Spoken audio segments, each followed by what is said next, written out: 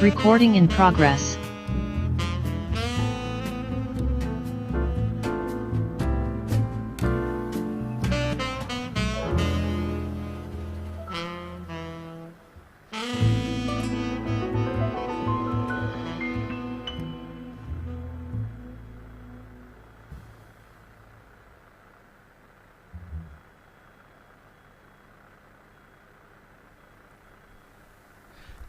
Good evening, everyone. Welcome to closing ceremony Glints X Career Week. I hope everyone is in good health, and don't forget to take care of yourself, get some vitamins, and get enough rest. That's really important. I, Adi Putra, on behalf of the team, would like to welcome you to the closing ceremony of Glints X Career Week. We'd like to extend a special welcome to our guest of honor today, Chinab Chugh, CTO and co-founder of Jublia, Arnil, Manager Digital Technology AIA, Edwin Pranata, CEO of PT Real Food Winta Asia, Shashank Dixit, Product Marketing Manager from OVH Cloud, and also Hans Sebastian, Head of Engineering of Julo. For the past 7 days, we have seen the enthusiasm of 13,000 resilient Indonesian talents engaging with 50 Indonesian and Singaporean companies at Glints X Job Fair and 40 speakers at Glints X Career Conference to grow in their career. We have also seen 9 amazing teams showcasing their talent and innovative ideas at Glints X Hackathon. This event will not be possible without the support of our partners, Kompas.com as Glints X Career Week's official media partner, and our community partners, Semua Murid Semua Guru, Indonesia Millennial Connect, CDC UI, BEM Kema Unpad, Rumah Millennials, and Facebook Developer Circle. After a week full of good energy, we're here this evening to celebrate and officially close Glints X Career Week.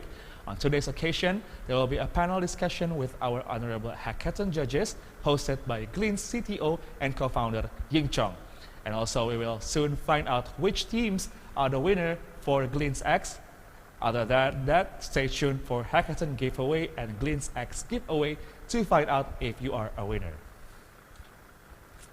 Moving on to the first agenda, we're going to have a panel discussion talking about tech career outlook for Indonesian tech talents with our distinguished guest, Chinab Chugh, CTO and co-founder of Jublia, Arnil, Manager Digital Technology of AIA, Edwin Pranata, CEO of PT Real Food Winta Asia, Shashank Dixit, Product Marketing Manager of OVH Cloud, and Hans Sebastian, Head of Engineering of Julo, and of course, our moderator, Ying Cong. I'd like to begin by welcoming our moderator. Please welcome Ying Cong. Hello, Ying Cong. Looking good. Hello, thank you so much.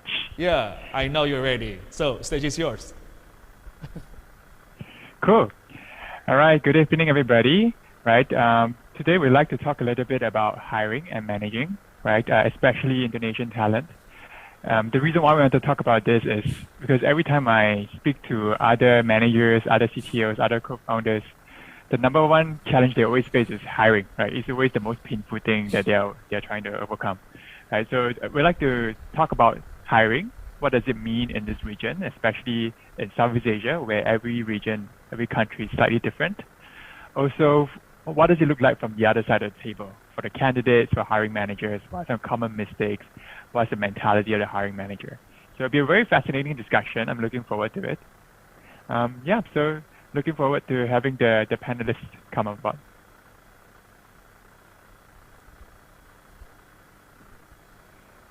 All right. Okay, welcome everybody. All right, so I think let's, to kick things off, I think let's go around, give everyone a quick sub-introduction about what we do, how big is our team, what teams do we run, and what kind of roles are we hiring for. Yeah. So maybe let's go in the round. So maybe let's start with Edwin. Yeah. So hi everyone. So Real Food is a startup food and beverage company, but we are very focused on the digital ecosystem, in which that we distributed about 90% of our products through online. So we are always looking for talents and people who are good at digital world. So now we are I'm managing about a total of 100 plus team, and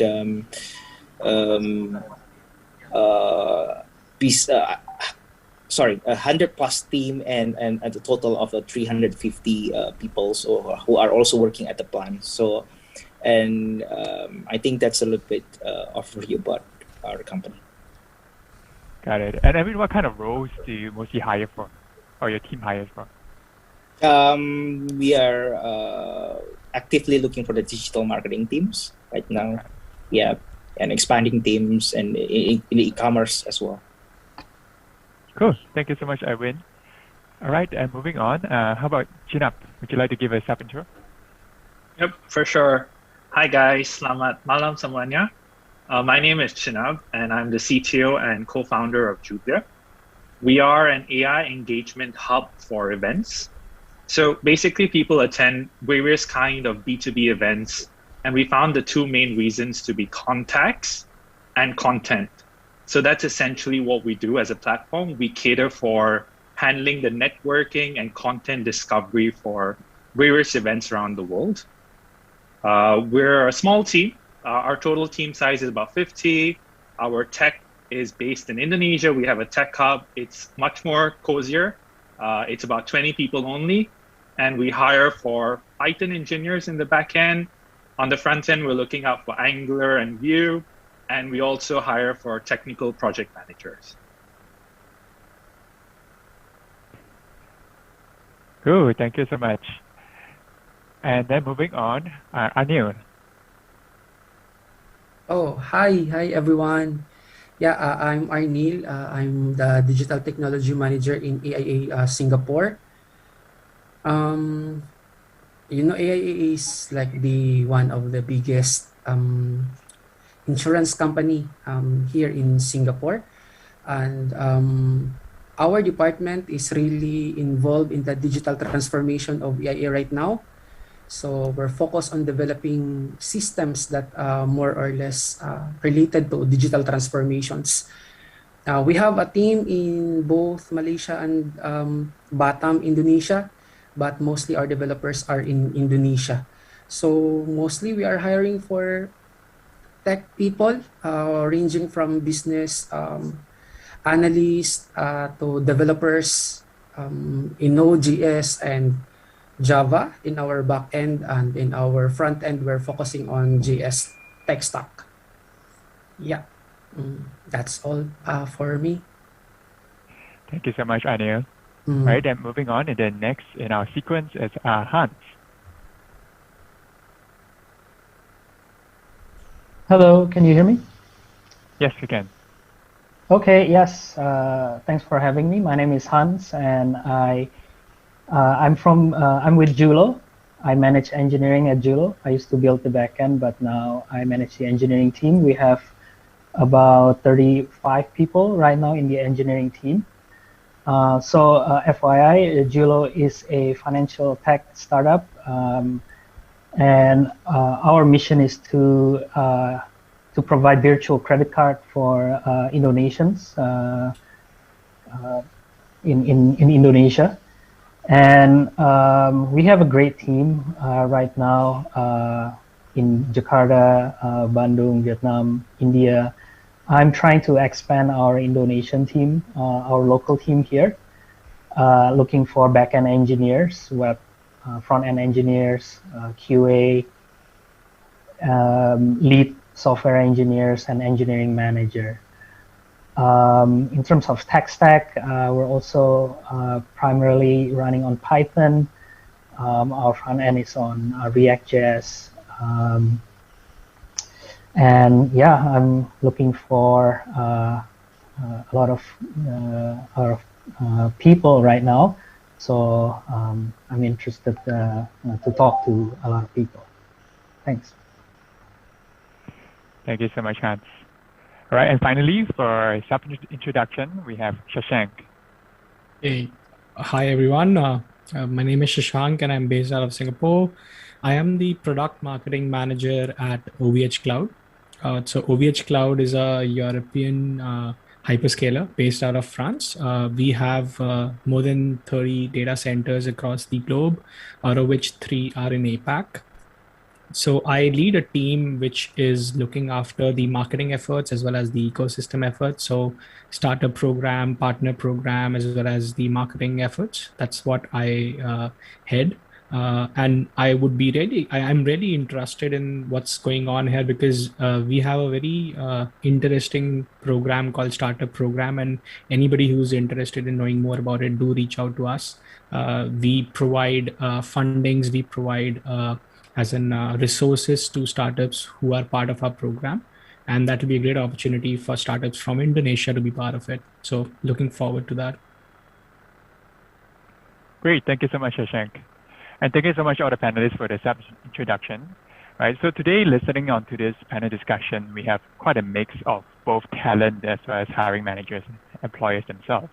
Right. And me personally, having hired quite a number of candidates, having spoken to a number of candidates over the years, one of the things that candidates are always very curious about is, what are hiring managers looking for? Right? What is the mindset that hiring managers have when they are on that side of the table? Right. So, and just going around the table earlier just now, like a couple of us are actually hiring for engineers, and we all know that even within engineering hiring, there's like different philosophies of how you assess candidates, right? You do whiteboarding? Is it more about the real world projects? Different things that we look out for. So my question over here is, what are your philosophies when it comes to assessing candidates? Like, what is the number one thing that you look out for? And what are some common mistakes that candidates make in your past experience? Yeah, maybe let's going around in the same order. Maybe let's start with Edwin. Yeah, right. Well, yeah, like you said, that I think I've interviewed more than hundreds of people already during the past 5 years, and I think one of the main skills that I'm always looking for is the problem solving skill. I mean, many smart people, but they're not problem solver. I mean, they just create another problems. So the problem solver, a problem solving skill is very important for me. It's the ability for you to be able to crack something, out of nothing. Actually, you can make something out of nothing. So basically, I was always looking for that quality, and also teamwork. I mean, a lot of smart people. I mean, we hired smart people, but they don't just just don't get along with others very well, and they just don't. They're very they just depend on themselves, and so in this time of pandemic where we have to do the work from home, the ability to be able to work together, the quality of the teamwork is really important, and I think that's like the most important thing for me, to the two main qualities that I was always looking for, aside of their their skills. Got it. Thank you so much, Evan. And I'm a bit curious, how do you assess for problem solving as well as teamwork? Because those are the kind of things that sort of play out over long term, right? So in an interview, how do you look out for that? Right. So I always ask like the logic questions for the problems, problem solving skills. I always ask like silly questions sometimes. Would you have an example? Yeah. So I think I always ask like, so how do you fill out a bus like the Transjakarta with the tennis table with the tennis table balls, right. and you can ask for any kinds of help, you can ask for any resources, you can ask for any money that you would like to have, and you can ask for as many as manpower as possible. So how do you fill the Transjakarta with the ping pong ball, the tennis table ball, as fast as you can? So I think like that's like one of the questions that I always ask, and then they will just start to think and start to answer, and it's, sometimes they just ask me like, what, like why do you ask that question? So I always try to look at the reaction as well, so I know like whether they are creative or not, and yeah. I know that whether they can answer it, whether they are under pressure or not. So I think that's like just one of the examples. Got it. Thank you so much. Yep. I'm not sure I can pass your interview round speaking about this question. All right, moving on to Chinab. So what do you look out for, and how do you assess it? Sure. So actually, in complement to what Edwin mentioned, for me at Jublia, communication is certainly one of the most important skills outside, of course, the candidate's technical prowess. And the reason communication is important is because we have a culture to grow product-minded engineers, which means that those who not just code, but are attentive about the why, how, and who about the product itself, and also the product's users. So essentially, engineers in Jublia need to liaise with our globally distributed team, and communication is very important to achieve that. And just like Edwin mentioned, it's COVID impact has made communication even more important as well.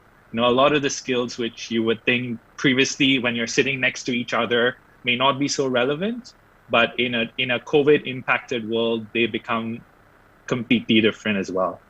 So yeah, that would be what we look out for. And I would say communication is quite easy to test, just the way they communicate during the interviews. It also goes in line with the way they are responding. Like, are they really thinking before responding to questions? Right. Or, do they instantly go ahead and give an answer? So those kind of things are generally what we judge in the communication space. Got it. I totally empathize with that. And one of the things I struggle with, because we also run a regional team, is when we look out for English as a fluent language, right? But sometimes when you go deep into the different regions, that sort of limits your talent pool. Do you find it to be a worthwhile criteria to limit for, to filter out for?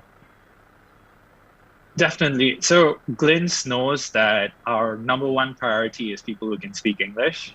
So whenever, we give them before they even start the interview, we have a process where we ask them to answer some questions in English. And the recruitment managers help us assess that. So English is definitely very important. I would say that, we can have like locally distributed teams which can speak their own language, but when they have to communicate with each other, then you need one primary form of language. And for us, that would be English. So yeah, it's super important to get this right. Got it. Thank you so much. All right. How about Arnil? How do you hire? What do you look out for? The same with the rest of the same with the past panelists. I'm looking for people that have a good communication skills aside from their technical backgrounds. Actually, into this setting, the remote working setting, we really need to have people that really knows how to communicate their thoughts. I know a lot of technical people that works in silent. They work silently. It's not really a bad thing. There are a lot of technical people that are like individual contributors, as we say, or as we describe them. But if they can communicate clearly their thoughts, not only orally, but maybe in written form as well, it will be very, very good. And then one of the things as well is if they fit to our culture, especially in the AIA culture. So we already have a company culture, especially in the tech team. So we look for people that we believe we can jive, we can gel together. We always believe that collaboration is a key to a successful project delivery. So that's the most important thing as well that I am always look forward, especially in like interviewing people. Yeah. Got it. Yeah. And Arnil, when you also mentioned communications, right? Yeah. What are some red flags that you see during interviews the candidates make, right? That makes you go, oh, okay, this candidate might have some problems with communication. What are some red flags? It might be biased if I say that I'm always looking for them to answer. Not really that I mean, as long as I can understand the way they speak in English, I'm okay with it already. But Right. there are some really candidates that it's very hard for them to speak in English, especially some of the technical people. Yeah. So these are some red flags for me. But it goes to another point that I don't want to commit mistakes as well in hiring, because sometimes I wonder, maybe we can train these people to speak clearly because they already have the technical capability, and then it's a waste of talent lah. It's a waste of talent if we are not going to consider them. So yeah, sometimes we have to balance it, especially during our deliberation lah, after the interview process. Got it. Yeah, that's the topic I wanted to talk about later on too. About how do you sort of strike the balance, right, between potential as well as what you see right away. But I also wanted to move on to Hans, right? So what is the number one thing you look up for, Hans, in your candidates?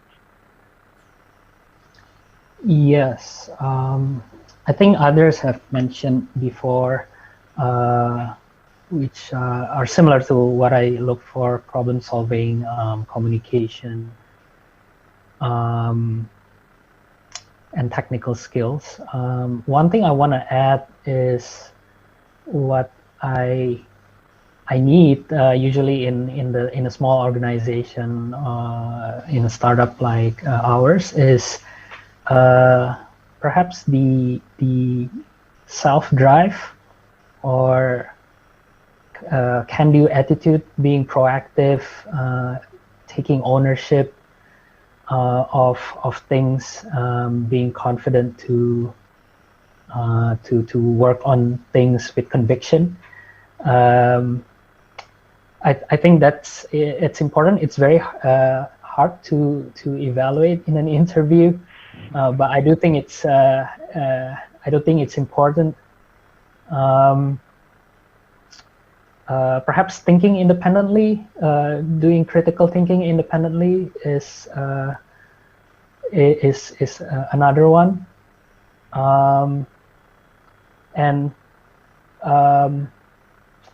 Typically, what I do, I don't know if this is the best way to do it, but I usually ask people to tell a story about when they use a technology, and then I would just go deeper and ask more follow-up questions and see whether they understand why they use certain technologies or why they come up with the solution, whether it's targeting the real problem or not. Usually one question and then drilling down on their responses will usually uncover critical thinking, and Got it. And how about Shashank? So as a person who's looking for marketeers, I definitely look for the marketing skills as well as the technical skills they have.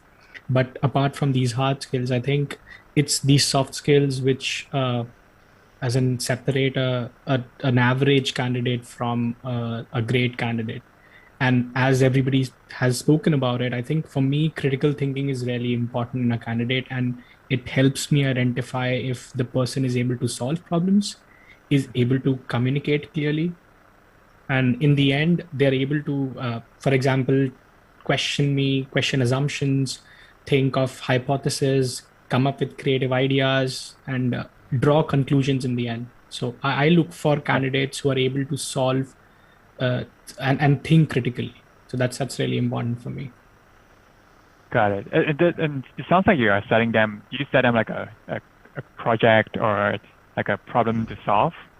How do you usually evaluate for those qualities? So I do send them a case study. It's generally a very simple one. I sometimes ask candidates about creating a very simple marketing plan with a certain budget, just for a month or 2 months or 3 months. It could vary. I sometimes ask them what do they want to do in the next 30, 60, 90 days. Just looking at what do they plan to do. It's not necessary that they have to think of just working. They have to think of how do they collaborate with different teams, how do they talk to different teams. So all these things come up. So it's not necessarily the use cases generally or a case studies on the marketing side, but I just try to see what their thinking process is. I see. And what are some red flags that you see, especially when it comes to, like, say, the 30, 60, 90 days, right? What is the example of a great candidate, and what are some examples of, candidates who don't really pass your bar? Yeah. So it's as in a case study, it is so simple as in if you see the effort in the presentation, or not just the presentation, when a person is presenting to me, if I feel that the person has done some background, as in had thought of it, there's a thought process about it, has done some background check and all these things, that helps me identify and as in differentiate between people who have just come up after reading probably an article, just one article, or maybe just doing it at impromptu there. So these are the things which as in separate those candidates for me. Got it. Yeah. Cool. So it sounds like from all the panelists, like, hard skills is pretty much a given, right? The trick is how do you evaluate then the soft skills like communication, teamwork, which tends to be a little bit harder to just suss out right from an interview. The other question I wanted to ask was, so my co-founder always tells me that his best decisions in life are always people decisions. The worst decisions are also people decisions, right? So, and I'm sure we, having hired done hundreds of interviews, at least each of us, right? We have learned the hard way how to look out for and evaluate talent. So I'd like to hear a story, like, from each of the panelists.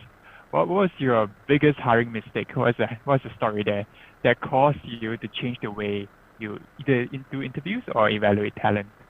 So maybe this time around we can go the other direction. Let's start with Shashank. Do you have a story in mind? Cool. As in, I have a very small team. It's not a very big team. So even if I make mistakes in hiring people, it's just I want to understand what are the issues and how do we solve them. It's again communication is really important. It's a two-way street. I listen to them, they listen to me. There has to be a constant feedback. But I really want to talk about one thing where I used to do that, where I was always looking for which college a person is from, what kind of degrees that person has. And I used to have this preconception before even going to an interview, that if the person is coming from a good college, that person has to be good. The person from a normal college could be normal and average. And many a times I've been proven wrong there. And I think I have changed that. I now don't even look at which college, what universities, what sometimes even degrees, because in marketing, I am an engineer who did it, who as in studied further as an postgrad in marketing and then moved to marketing. So I have like a varied background. So that's what I look for as well, that I don't care if a person is an engineer, worked for a company, full hardcore engineering job, but wants to switch to something. But again, if he has the ability, if he has the thought process, that's what I look for. And that's what has changed for me as well. Got it. That's fascinating. And do you find that even now, that where they come from educational wise, does it give you any signals at all, even in the first cut, or do you find it to be very misleading? See, there is definitely a difference between a person who is doing his MBA from Harvard or Wharton and a person doing his MBA from a normal college. Definitely there will be. It's not going to be. But in the end, I think if, as I said, that a person is able to communicate it to me, that I have these capabilities, I have these abilities, which I'm not probably able to showcase with a GMAT score or getting into a certain college, I am happy with that. And I think for me, it's more important for him to succeed in the job rather than have probably a higher degree. Got it. So it's like a collection of evidences, and you try to aggregate to see how strong all these evidences are. Got it. And then for Hans, do you have any story about learnings in hiring? I think in retrospective, I wish I had done better hiring for the more senior positions in the engineering team. Initially, I thought that having many years of experience with the technology, with various different tools and technologies equate to experience working with people, having leadership skills. But I found that to be not the case.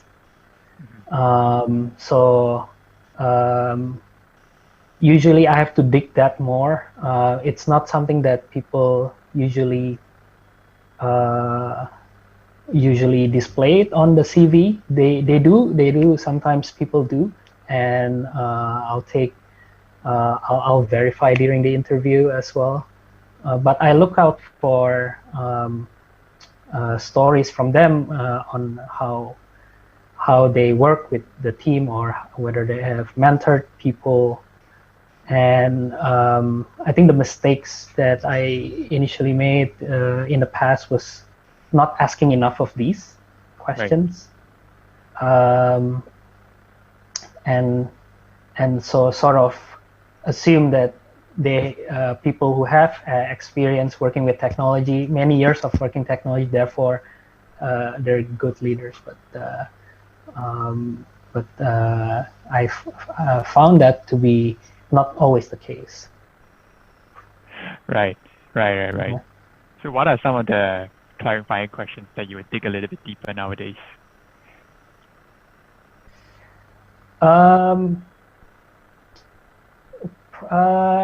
Different. I have different questions that I ask. Perhaps I always ask people about what's the most important non-technical skills that they have. Right. And then asking whether they have how they come about into their current position, whether they were inserted into a team already, whether they started with two people and now have led the team to grow the team to like 10 people.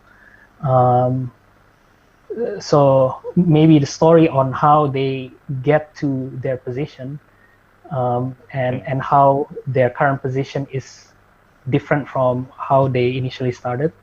That's usually reveal a lot of kind of non-technical soft skills. Got it. So see the story of their career, right? The arc of their career. Yeah, exactly. Cool. How about Arnil? So actually I have one mistake actually that I can remember really. When I interviewed a candidate, and then because the candidate is from Indonesia, and then I am expecting that the candidate can elaborate clearly what his thoughts are, especially if I'm going to ask technical questions. But then his communication skills is not that at par with what I am expecting. I decided not to proceed with him. But then when I reviewed his test results, right, technical test results, it's quite really very good. So I think there's something in the process that is wrong that we are currently doing.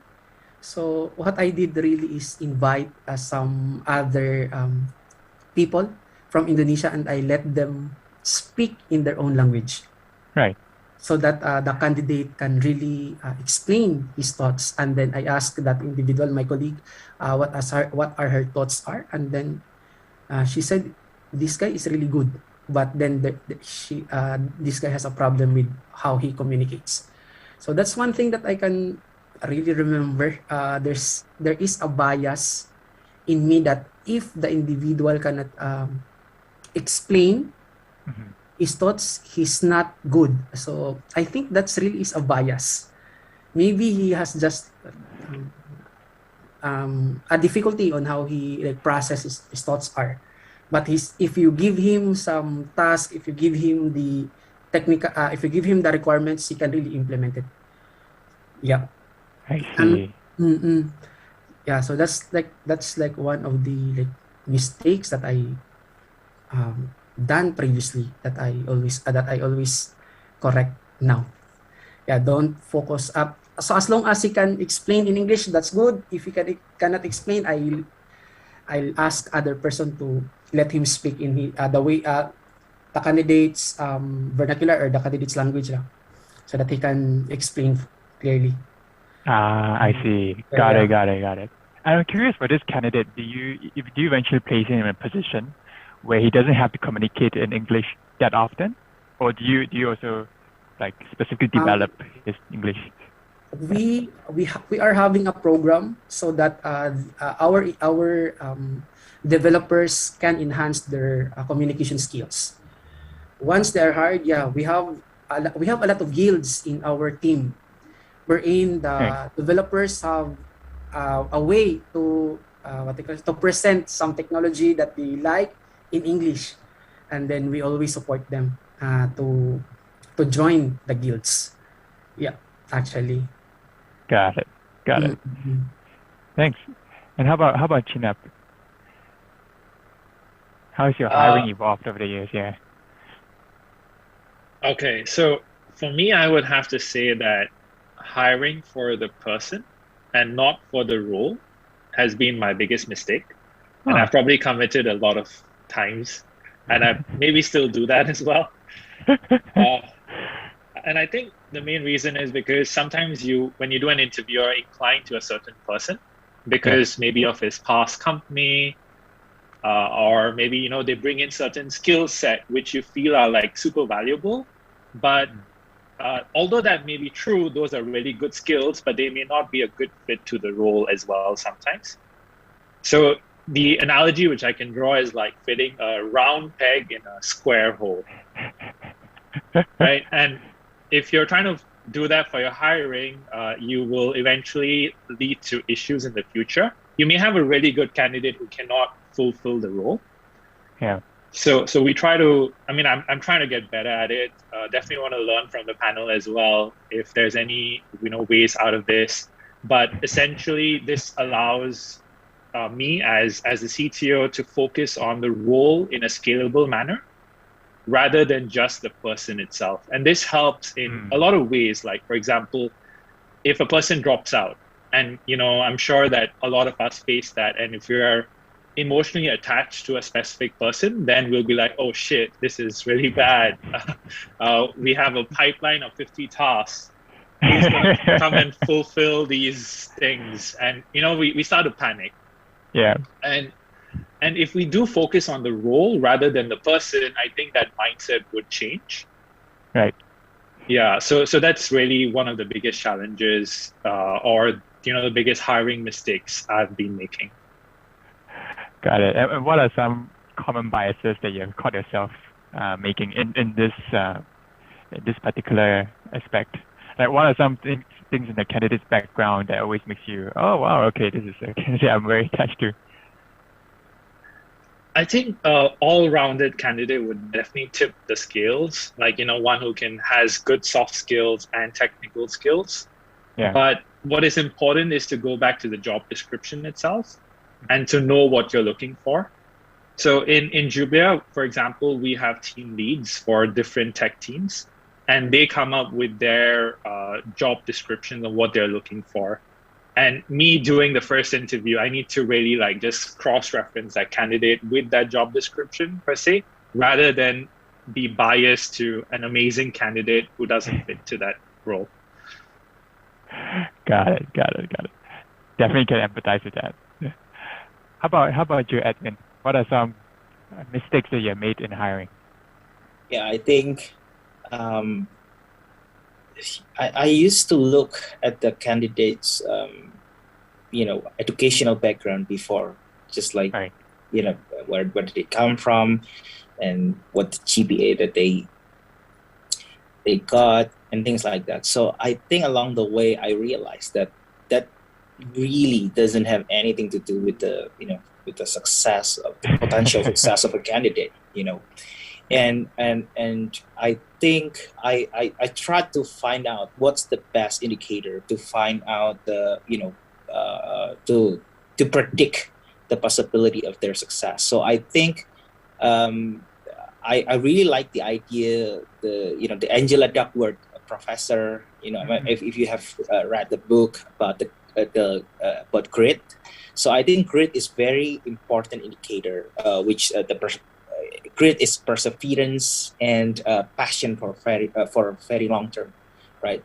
And so I think grit has been one of the great indicators that I always use. So the way I found about their level of grit is to really dig deeper about their career journey and their life journey as to how they overcome, their problems and how they overcome their many challenges. So I think that's so I changed from just seeing the educational background as one of my first priority, and to just really look at their level of grit, and also whether they are culturally fit or not. So I've went, I think this is also one of my biggest hiring mistake, is that I let a lot of people, smart people coming into the company, but they don't have, but they don't believe, in the mission of our company. So they are smart, but they don't believe in the missions. And I think that's, the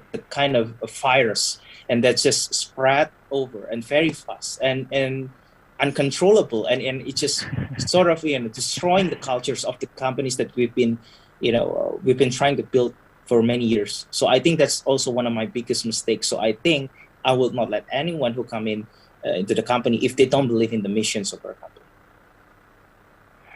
Got it. Thank you. All right, and then down to our last question.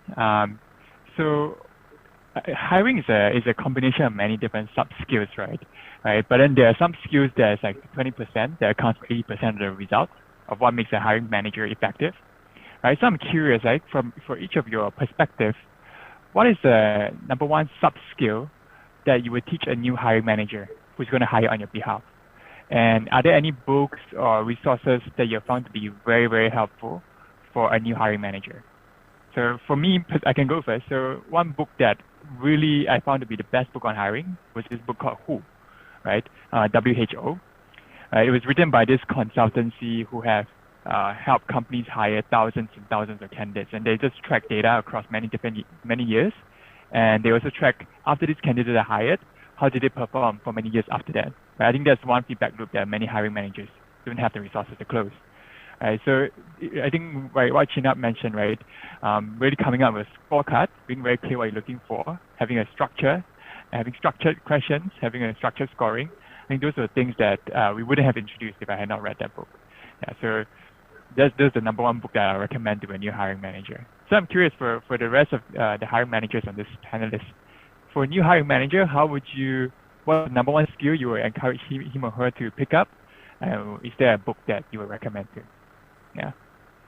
Maybe let's start from Edwin. Yeah. So as like I mentioned, probably I would refer my hiring managers with the book that is written by Professor Angela Duckworth, Grit, because it's really good. I mean, grit is about courage, long-term goals, and endurance, resilience, excellence. So I think, so there's the grit score, right? There's the level of grit. So Dr. Angela Duckworth also mentions if a candidate or someone scores, I think I forgot whether the scores it has to be more than 5 or something. But if they pass the minimum score of grit, they are likely, they're likely to survive, and they're likely to succeed in the future. So I think, and I also started to implement that in our company as well. And I think that's like a very important indicator for us. And also that I think we are able to decrease the number of the false positive, Right. and so I think grit is also not I think it's not also good at predicting someone's successful rate, but also it's really good because by knowing the grit level of someone, of your candidates, so you're able to define whether this candidate is able to work under pressures, or whether they are able to work for very long time, or whether they will stick in your company, or whether they're going to whether they are going to be a great leader. So I think that's the book that I would like to give my hiring managers. Got it. So good by Angela Duckworth. How about for Chinab? Okay, for me, I have not read any HR book. I don't think that's my specialty. I'm a tech person, so I would actually recommend to read this book called Clean Code by Robert Martin. Right. That was recommended to me by my professor when I was in NUS. So I read it. I was completely blown away by it. And of course, when looking out for engineers, we are looking for the cleanliness of their code. So I think it's very important, but it also teaches you about software engineering design patterns. And I would definitely give that. Actually, I've given that to my team leads. So they have a copy, they have read it. And, we do look out for some of the things which are taught by Robert in that book. Essentially, the way you can code in pressure, how you can make sure that you're following good design patterns. And essentially, it just covers the whole technical interview together. But it goes beyond that as well, because what I have noticed personally is that the interview process cannot be perfect. There's always things, maybe there's a candidate who can really ace the interview, but when they actually come and do the job, they may not be good at it. Yeah. So learning these kind of hard skills maybe through a technical book would be useful, because you don't only just pass a technical interview, but you also do well in your job itself. Great. And I knew I saw you put a thumbs up when you mentioned the book recommendation. Is that also yours? Yeah. Being in the technical background as well, I haven't read a lot of books about hiring, to be honest. But yeah, I can recommend the Clean Code books. Yeah, it really gives you a perspective on how to become a good software engineer. But in terms of leadership, I haven't finished reading yet, but I'm loving the book of Simon Sinek, the Leaders Eat Last book. So I'm still reading it as of the moment, and I got a lot of perspective on how to become a good leader. And then that's what I am aiming for, being a young manager in EIA as well. Yep. In hiring process, actually, especially in the interview, I always see to it that before the interview process or before the actual interview, I already inform the candidate what is expected in the interview, so that I think that's one of the best thing that I can give, or that I can help them, so that there's no the expectation is there. Right. Yeah. Then I always try to be conversational in the interview process as well. I don't want the interview process to become a question and answer portion. I want it to become conversational. I want it to be a two-way street, wherein he can ask me question, I can ask the candidate the question, and then we can discuss on the ideas or on the things that, especially in the technical side.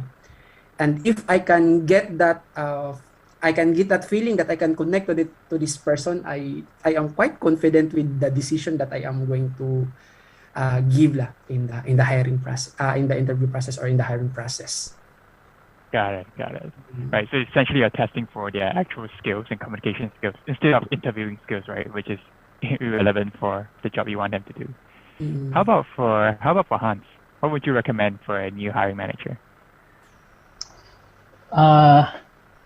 Yeah, so I think because a lot of my interviews are based on digging deeper on what they've done. So I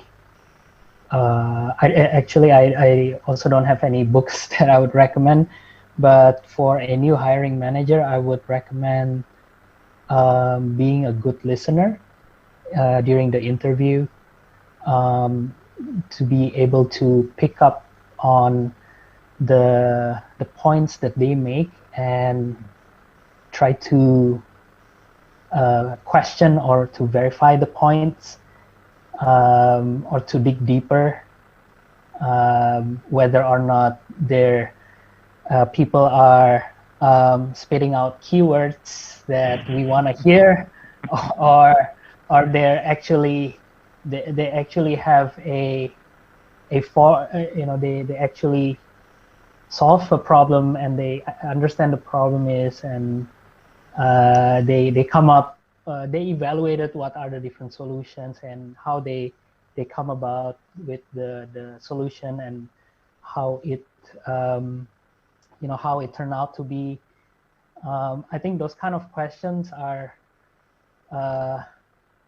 only can only be asked once the hiring manager listen to the candidates intently and carefully. So maybe that's one thing that I would say. A lot of listening well, and maybe taking notes, and listening well, and don't just trust every word, and a lot of verification. I would say that's what I recommend. Got it. Yeah, I also find that if you really do hiring very seriously, it's actually quite tiring. Like you can only do like 3 or 4 interviews per day because you're so switched on, right? So if you do more than that, it's really quite draining. All right, and then the last one for Shashank. Any recommendations for new hiring managers? Yes, of course. So I'm not a very avid as a book reader, but definitely I would want to give an advice to the hiring managers that they should develop a realistic screening process and the interview process. And also they should focus on giving candidates a reason to join the company rather than trying to proactively screen them out or making they should make it clear to them why they should come and work for the company. That's what they should do. And a great way to engage with the candidates is to show them the type of projects we are doing, right? And show them the kind of people they would be working with.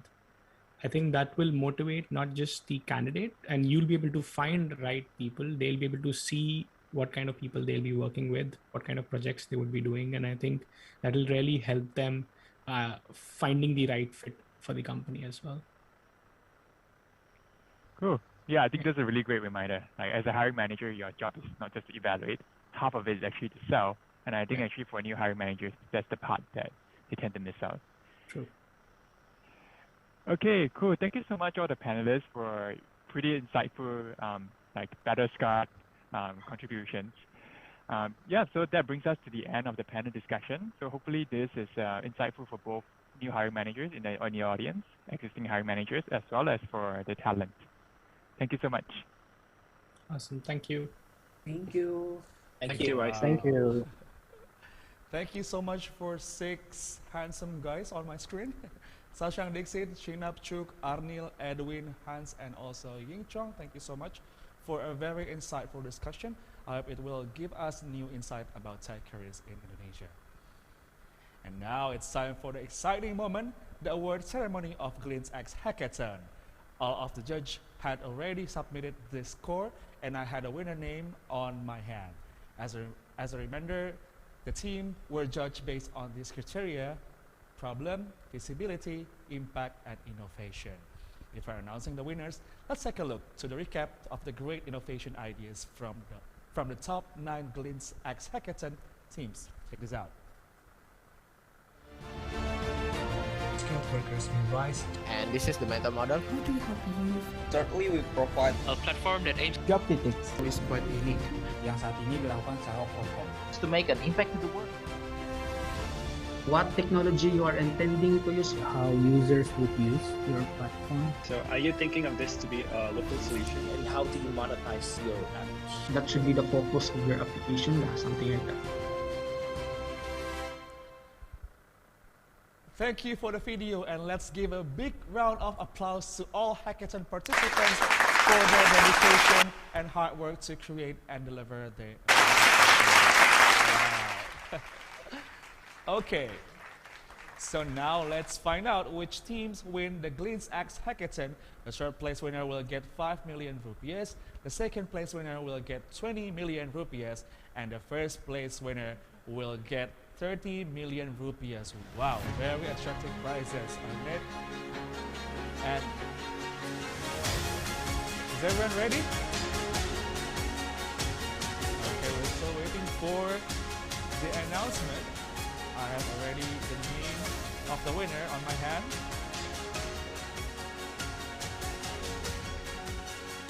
Okay, is everyone ready? I know you guys ready. Let's begin.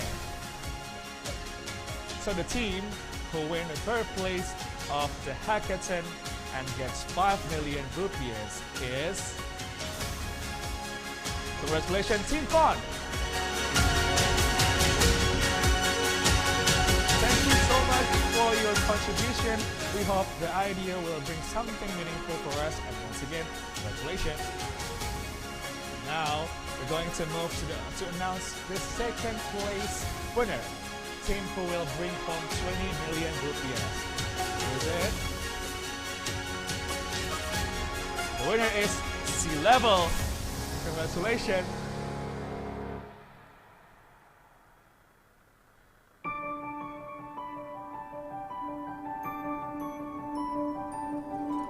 Can you see Sea Level here? Sea Level, congratulations. These are the faces of Sea Level team. Thank you so much, team, for your amazing ideas and all of your hard work. Congratulations once again. Woo. I can see your excitement from this screen. And now, the moment of the truth, the moment we're waiting for. We're going to announce our top winner of Glints X Hackathon 2021. The first place winner will take home 30 million rupees. Who's gonna be the top winner?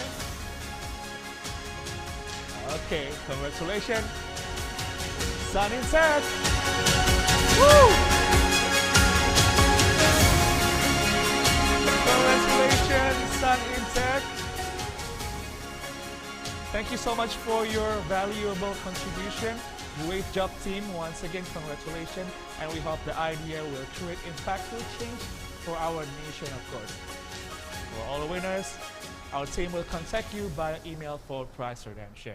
And a huge thank you to all winners and participants for your hard work. You really deserve recognition whether you won the prize or not. And next, the following agenda is another winner announcement. Hackathon giveaway. The 5 lucky winners are chosen randomly from those who voted for the winning team of Glints X Hackathon. All winners will receive a Razer Kraken headset. Wow! Okay, here are the winners. Okay, the winners are Valentinus Guntur, Aditya Pramana, Vika Miftahunisa, is Fatimah Ashi, and Rifani Sharifuddin Putri. Congratulations, you guys.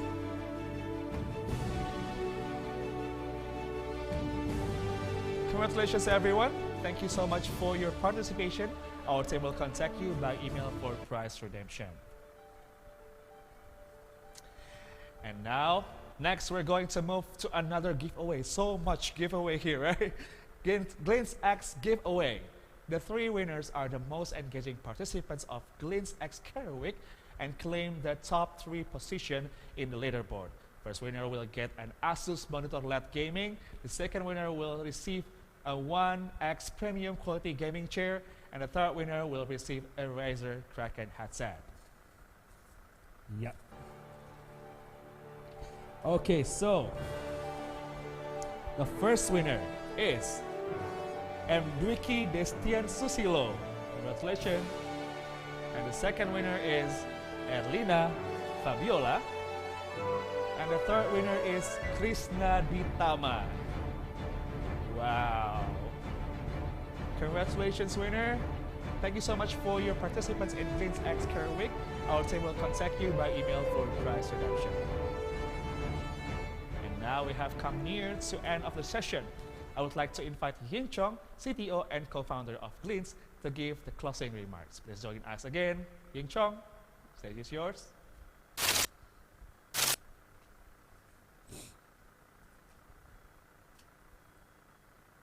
All right, thank you so much. Good evening, everybody. So I just wanted to say a few words before we close out this 7-day event. Right. So first up, the reason why we came up with Glints X was because we wanted to help Indonesian talent kickstart their career.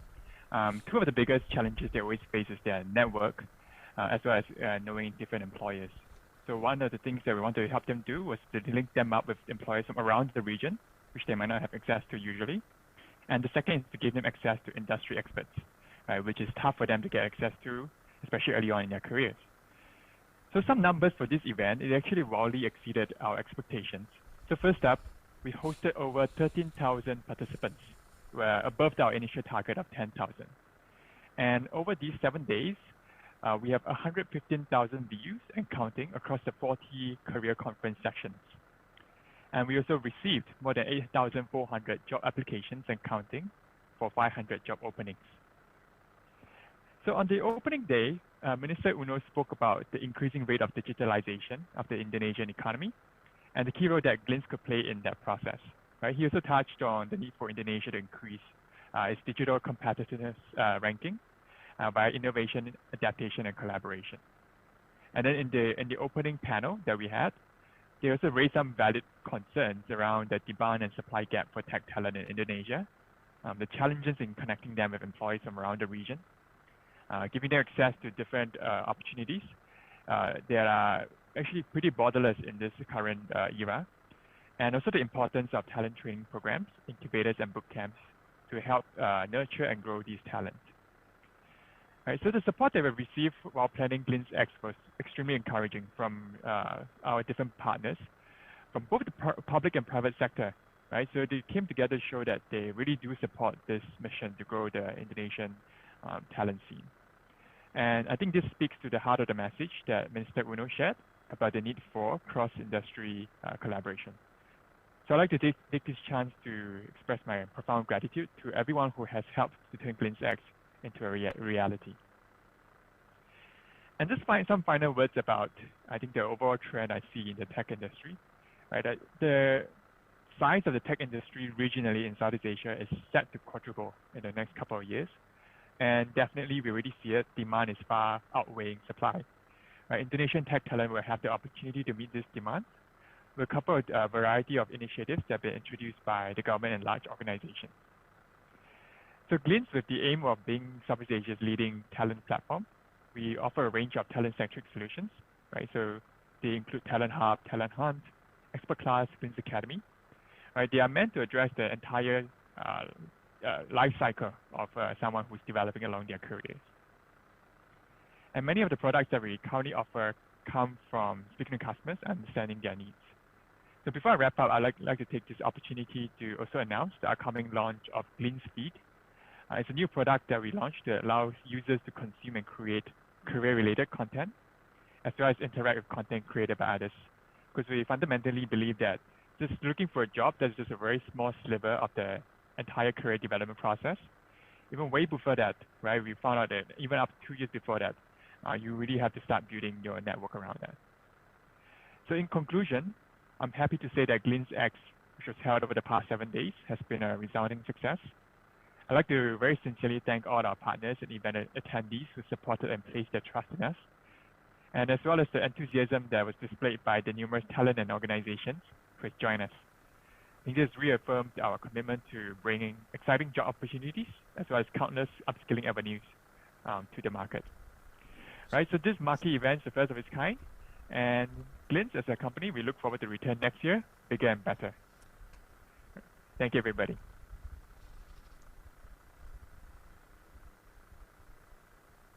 Yeah, thank you so much, Ying Cong. Before we close this event, let's take a look to the highlights of Glints X Career Week. Check this out.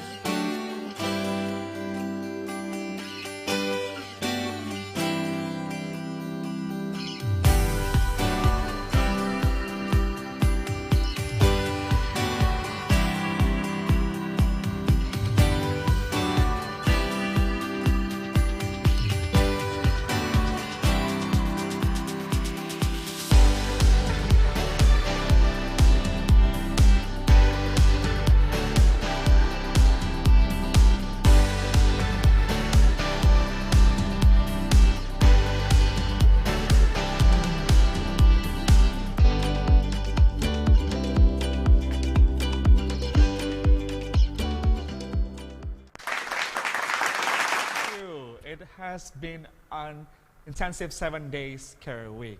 I would like to thank you to all the participants for attending this event tonight, especially Shashank, Dixit, Chinab, Chugh, Arnil, Hans, Edwin, Ying Cong, and the 9 hackathon teams. Thank you so much for joining us tonight. We also want to extend our gratitude to all speakers, companies, and participants who have shown their enthusiasm and support for Glints X in the past week. We look forward to your continued support and partnership with Glints. We hope that Glints X Career Week has been beneficial for everyone who joined us. Thank you so much, everyone. Good night and see you next year.